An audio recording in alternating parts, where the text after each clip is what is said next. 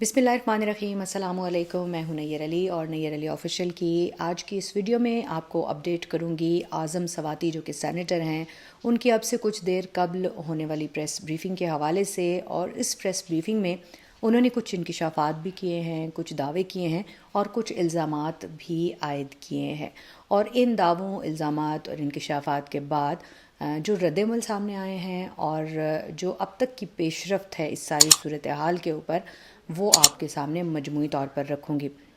Senator आज़म सवाती अपनी press briefing का आगाज़ करते हुए अपनी उस प्रेस कॉन्फ्रेंस का हवाला देते हैं जो सुप्रीम कोर्ट में उन्होंने कुछ रोज़ कबल की थी। और उस प्रेस कॉन्फ्रेंस में उन्होंने बताया कि उन्होंने ये दावा किया था कि उनकी कोई भी गैर अखलाकी नाजेबा किस्म की ऑडियो या वीडियो मौजूद नहीं है जो मुक़्तदर हल्के या उनके इर्द गिर्द जो हल्का अहबाब के लोग हैं वो इस्तेमाल कर सकें। लेकिन साथ ही उन्होंने इस बात का एतराफ़ किया कि वो गलत थे और सरासर गलत थे। अब ऐसा उन्होंने क्यों कहा? क्योंकि फिर वो तफसील इसकी बताते हैं कि गुज़श्ता शब 9 बजे के करीब इस्लामाबाद से उनकी बीवी उनको कॉल करती हैं और वो चीख पुकार रही होती हैं, उनकी हिचकियाँ बंद नहीं हो रही होती हैं। और उसके बाद उनके ये अल्फाज हैं कि इतना रोने पर वो समझे कि शायद खुदा न खास्ता मेरी पोतियों को किसी ने कत्ल कर दिया है। और एक ऐसे वक्त में जबकि वो लाहौर में मौजूद थे, इस्लामाबाद में मौजूद नहीं थे। अब बेगम से उनकी बात नहीं हो सकी तो उन्होंने अपनी बेटी जो कि अमेरिका से पाकिस्तान आई हुई थी उसको कहा कि अपनी वालदा से बात करें और उन्हें बताएं कि वो दिल के मरीज़ हैं और 3 स्टंट उनको डले हुए हैं, कहीं उनका कलेजा फट ना जाए। तो असल वजह बताएं, जिस पर उनकी बेगम साहिबा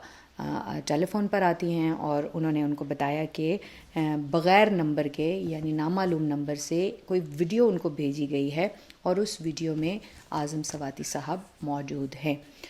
अब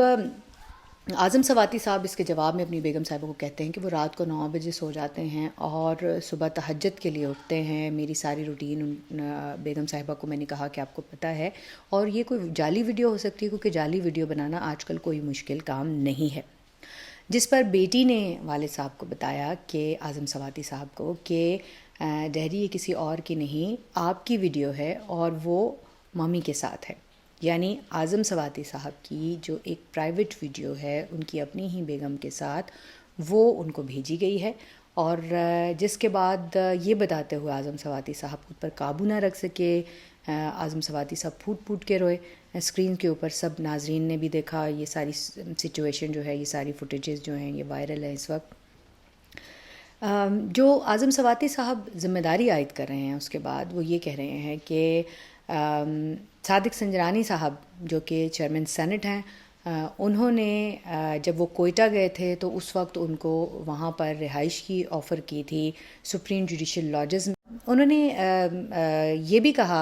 आज़म सवाती साहब ने कि सादिक संजरानी तुम बलोच हो, बड़ी कौम के हो, मेरी बीवी को अपनी आंटी कहते हो, चची कहते हो और तहफ़्फ़ुज़ के लिए सुप्रीम जुडिशल लॉजेस में आपने हमारा वहाँ पर इंतज़ाम किया था और सुप्रीम कोर्ट का कोई भी जज कोयटा में मौजूद नहीं था, इसलिए जो है वो हमें वहाँ पर रहने की इजाज़त दी गई थी। अब आज़म सवाती साहब ने ये सब बताने के बाद कुछ इल्ज़ामात भी लगाए, वाक़या बताने के बाद कुछ इल्ज़ामात भी लगाए और उसके साथ साथ कुछ सवालात भी छोड़े। उनकी जानिब से ये कहा गया कि उनकी बीवी और पोतियाँ जो कि अमेरिका से यहाँ पर आई हुई थीं वो ट्रामा और स्कार लेकर यहाँ से वापस चली गई हैं या चली जाएंगी। लेकिन जो सवालात उन्होंने छोड़े वो बहुत इम्पोर्टेंट हैं। उन्होंने ज़िम्मेदारी आयद की खुफिया इदारे के जो आला तरीन अफसरान हैं उनके ऊपर और उन्होंने कहा कि ये वीडियो जो है ये वहाँ से ही बनाई गई है। और उनका ये कहना था कि राना सनाउल्लाह जो कि वज़ीर दाखिला हैं, खुफिया इदारे के आला तरीन अफसर और एक सेक्टर कमांडर, 3 लोगों को उन्होंने नामज़द किया और उन्होंने कहा कि जिन्होंने ये वीडियो बनाई है और अगर मैं जुल्म के ख़िलाफ़ खामोश नहीं होता और मैं कत्ल कर दिया जाता हूँ तो मेरे कत्ल के ज़िम्मेदार भी यही 3 लोग होंगे। अब जो सवाल इस वक्त आज़म सवाती साहब पूछ रहे हैं वो यकीनन हर ज़ी शऊर पूछना चाहता है कि कोयटा के जुडिशल कॉम्प्लेक्स के अंदर से एक वीडियो का बनना اور یہ جو کوئٹہ کا جوڈیشل لاجز ہے یہ وہ ہے جہاں پر ججز آتے ہیں، قیام کرتے ہیں، رکتے ہیں، خود اکیلے آتے ہیں، میٹنگز کرتے ہیں، فیملیز کے ساتھ آتے ہیں، وہاں رہتے ہیں. اور اگر اس طرح سے ویڈیوز اور آڈیوز وہاں سے نکلی ہیں تو یہ ایک بہت بڑا لمحہ فکریہ اور تشویش کی بات ہے، کیونکہ اس کے جو آگے جو فیوچر امپلیکیشنز ہیں وہ بہت ساری دکھائی دے رہی ہیں.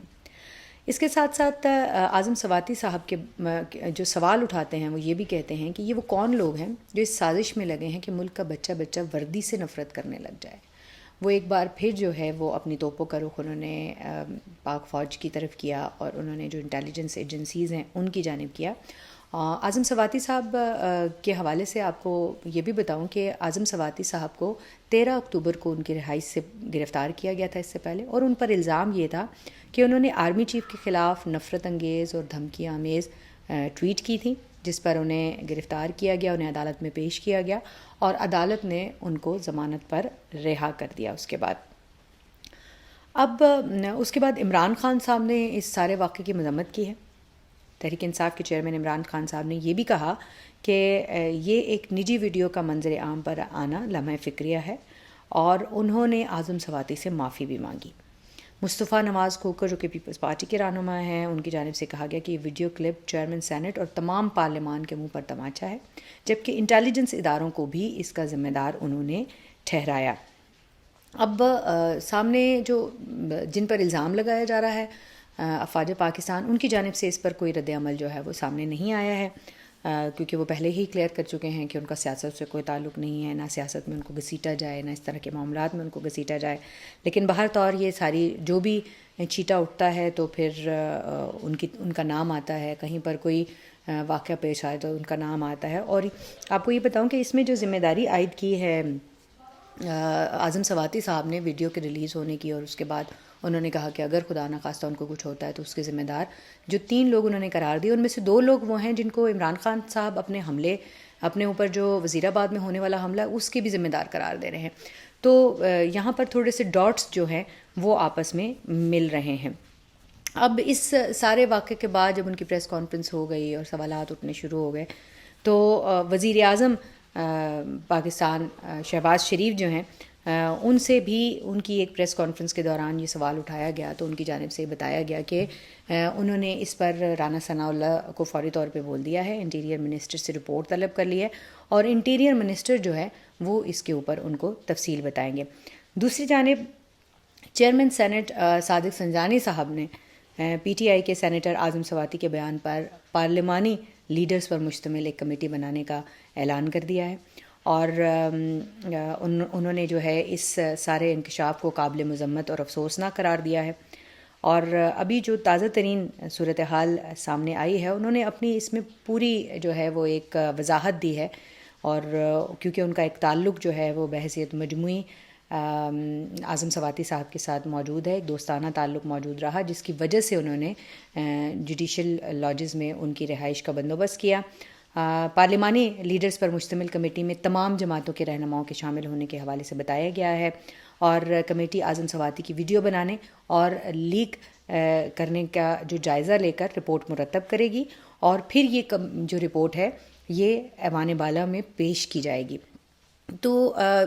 الزامات بھی لگ گئے، انکشافات بھی ہو گئے، اور اس کے بعد ایک پارلیمانی کمیٹی بھی بنا دی گئی. تو کیا پارلیمانی کمیٹی جن لوگوں پر الزامات لگائے گئے ہیں ان سب سے تحقیقات کر پائے گی، کسی منطقی انجام پر پہنچ پائے گی، اصل حقائق تک پہنچ پائے گی؟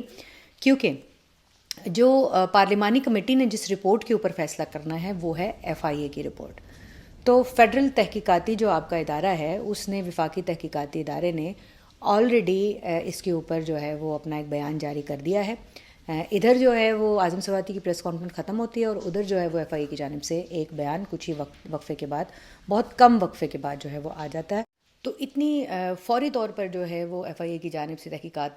تحقیقات کے نتائج سامنے آ جانا جو ہے وہ یا تو قابل تحسین ہے اور یا پھر لمحہ فکریہ ہے کہ آیا یہ وہی ویڈیو ہے. بہت سارے سوال اٹھ رہے ہیں جس کے اوپر جو ہے وہ اعظم سواتی صاحب بتا رہے ہیں، یا کوئی اور ویڈیو ہے کیونکہ اس کی وضاحت جو ہے وہ ابھی تک سامنے نہیں آ سکی ہے FIA کی جانب سے، لیکن ان کا یہ کہنا ہے کہ یہ ویڈیو جعلی ویڈیو ہے، اس کو جو ہے وہ مختلف ٹکڑوں کو جوڑا گیا ہے، چہرے جو ہیں وہ یہاں وہاں کیے گئے ہیں اور رد و بدل کر کے اور یہ ویڈیو ایک چلائی گئی ہے.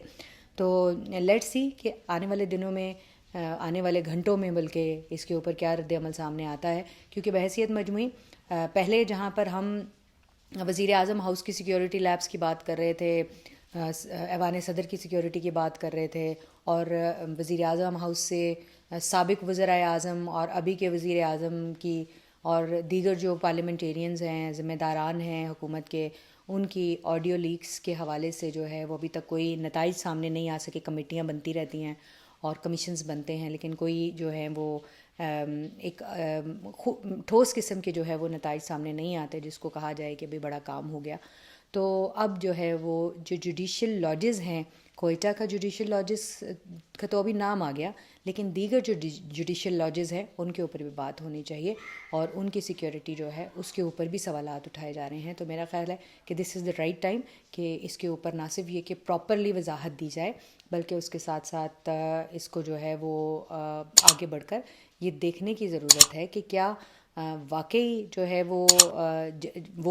مقام جہاں ججز جو ہیں وہ رہائش پذیر ہوتے ہیں وہ اتنا زیادہ ولنریبل ہے، سیکیورٹی لیبس ہے وہاں پر. تو مزید اس حوالے سے کوئی بھی اپڈیٹ آتی ہے تو آپ کو اپڈیٹ کریں گے. دیکھتے رہیے نیئر علی آفیشیل.